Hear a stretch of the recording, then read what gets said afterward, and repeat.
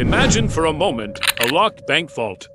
You know, the kind filled with millions in cash, tightly secured, every lock, every alarm, every possible safeguard in place. Now, imagine emptying that vault without ever stepping inside. Sounds impossible, right? Well, that's exactly what the Carbanak Group did. And they didn't stop there. No, this wasn't a small-time operation. This was an audacious, massive attack that spanned 40 countries and lasted for years. How did they do it? How did a group of hackers sitting comfortably behind their screens siphon off a staggering $1 billion from financial institutions worldwide? It all began with a simple email, a weaponized email. A seemingly harmless message with an innocent attachment, a payroll update, or an invoice. The target, an unsuspecting bank employee.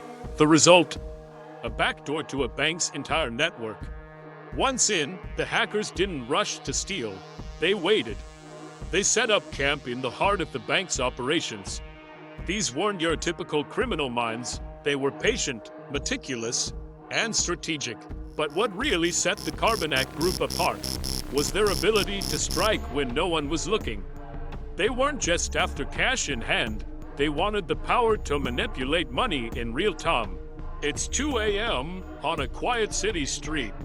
The air is thick with tension, and in the shadows, two figures approach an ATM. No masks needed, no physical break-in. Just a simple tap on a phone, and within seconds, the ATM begins spitting out stacks of cash for hundreds. Thousands, clean, neat, and ready for collection. These mules didn't need to break into the vault.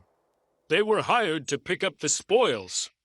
With their hands full of money, they vanish as silently as they arrived. In a single night, one of the Carbanak operations wiped out millions from multiple ATM across the city. One bank, in particular, lost $7.3 million in a matter of hours, with ATM across the country dispensing cash to unknown mules hired through shadowy networks like the Moldavian Mafia. But ATM weren't their only target. Far from it. Carbanak expanded their reach, moving deeper into the bank's internal systems. They didn't just steal cash, they stole the very illusion of it. Imagine this, an account with $1,000 suddenly shows a balance of $100,000. But here's the catch, no one notices. The bank's system still shows the original balance, and this wasn't some small-time operation. The Carbanak Group was making moves across the globe. The countries that fell prey to their scheme.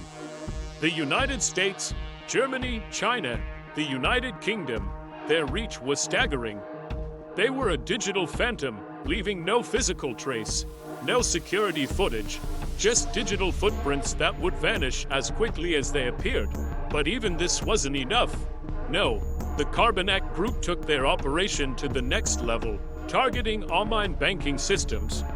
This time, they weren't just siphoning money from individual accounts. They were controlling entire corporate transactions. Using stolen credentials, they could log in as if they were the legitimate users, redirecting payments, skimming off customer funds, and making fraudulent transfers. The beauty of it, their moves were flawless. Every transfer was concealed behind legitimate-looking transactions, and every fake payment was covered with deleted logs or forged transaction records. A digital ballet of theft, precise, calculated, and invisible. In one case, an entire corporate account balance was wiped out without a single alarm ringing. The hackers were out before anyone realized they'd even been in. But who were these masterminds? The Carbanak Group wasn't some ragtag collection of hackers. No, they were a sophisticated, well-organized criminal enterprise. Their operations spanned continents and included a network of highly skilled individuals.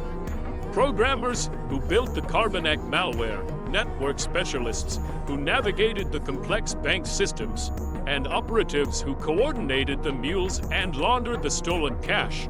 This wasn't just hacking, it was a corporate structure built to execute the perfect heist. Some say the Carbanak Group was linked to organized crime syndicates like the Moldavian Mafia, using them for logistics and muscle when needed.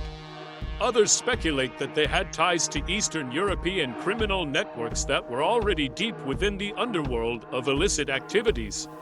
But the truth is, the Carbanak Group worked with deadly precision, executing plans that no one saw coming.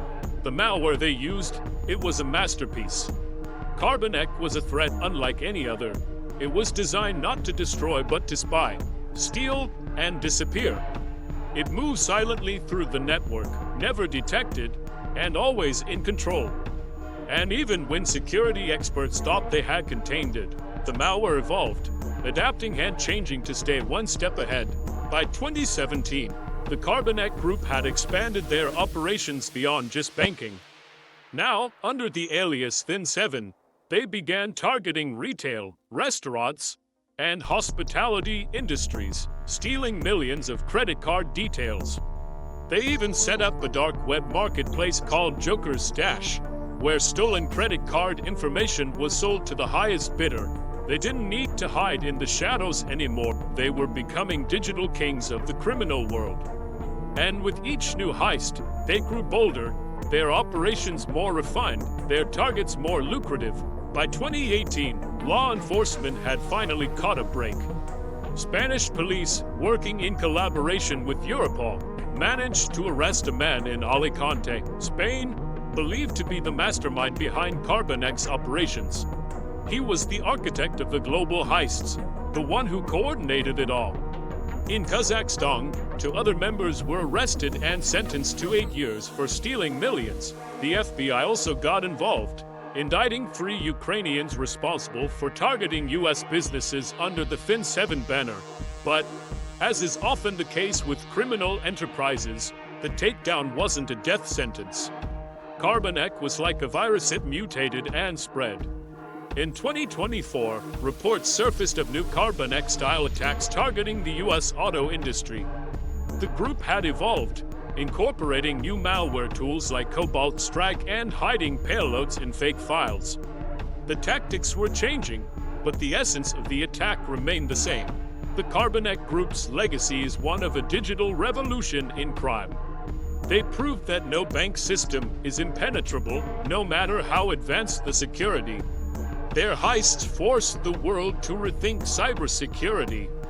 Banks poured resources into threat detection, and global cooperation between governments and cybersecurity firms became more critical than ever. For individuals, the lesson was clear. Don't click suspicious links, keep your software updated, and always be vigilant. For businesses, it meant constantly monitoring networks, training employees, and reporting suspicious activities immediately.